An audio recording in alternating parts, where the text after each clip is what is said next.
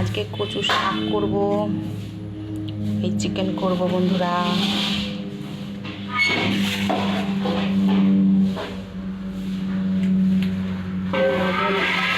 গরম জলে লবণ দিয়ে দিয়েছি,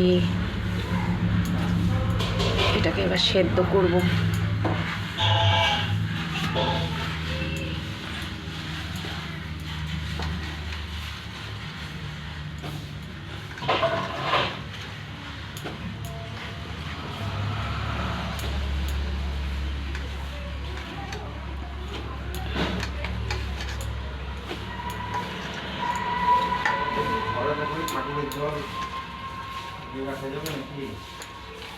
না না, বার করো না, অত বড় ঘড়াতে জল নিতে অসুবিধাও হবে, আর ঘড়া মাজতে হবে।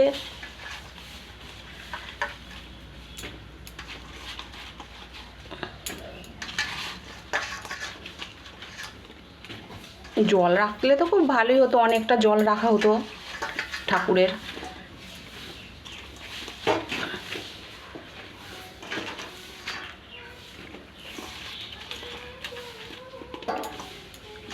ওই পুজো টুজোর সময় তখন আনতে হবে, পুজোর সময়।